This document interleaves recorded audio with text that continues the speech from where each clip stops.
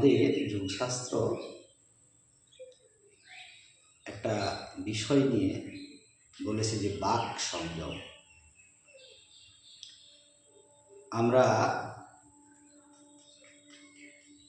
যোগাসন করলে দেহের যেমন পরিবর্তন, মনের পরিবর্তন হয়, তেমনি সারাদিন আমাদের কাজকর্মের মধ্যে একটা প্রাণবন্ত থাকা আমরা উপলব্ধি করতে পারি।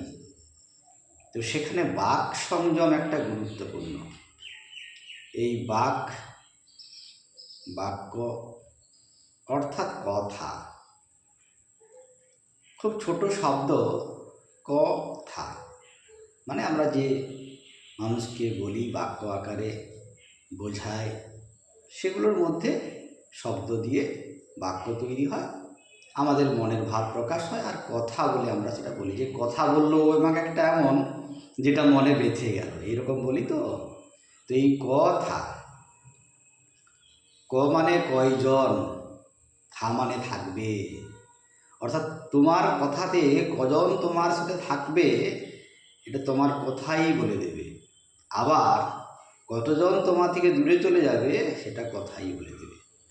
তাই কথা বলতে গেলে কিন্তু আমাদেরকে খুব ভেবে ভেবে বলতে হবে, ভাবনা চিন্তা করে বলতে হবে। কেননা কথা মুখ থেকে বেরিয়ে যায় আর সেটা শোনা যায়, সবার শ্রবণে গিয়ে প্রবেশ করে। তাই সেই কথা কিন্তু খুব গুরুত্বপূর্ণ। এই যোগীদের কথাকে যদি ঠিকঠাক না বলে, তার ভাইব্রেশন তাকে বয়ে বেড়াতে হবে।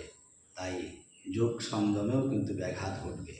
তাই সাবধান, কথা নিয়ে কিন্তু খুব ভাববেন। মানে কথা একটা এমন শব্দ যে কথা দিয়ে বহু দূরের মানুষকে খুব কাছে আনা যায়। আবার কথা একটা এমন শব্দ যে কথা দিয়েই খুব কাছের মানুষকেও খুব সহজেই দূরে ঠেলা যায়। তাই যোগশাস্ত্র কথা নিয়ে আমাদেরকে খুব ভাবতে বলেছে। তাই আসুন আমরা খুব অনুভব করি, যা বলছি, যা শুনছি, তা অনুভবের সাথে করতে হবে। ঠিক যেমন যোগ করার সময় শুধু বাইরের ভঙ্গিমা করলেই হবে না, আভ্যন্তরীণ চিন্তা ভাবনা করতে হবে, তবে কি তার পরিপূর্ণতা আমরা পেতে পারি। তেমনি কথাও তাই, যা বললে আমার কষ্ট হয় তা আমি মুখ দিয়ে প্রকাশ না করারই চেষ্টা করব। আবার যা শুনলে আমার ভালো লাগে তা আমি অবশ্যই সর্বদা প্রকাশ করার চেষ্টা করব। নমস্কার।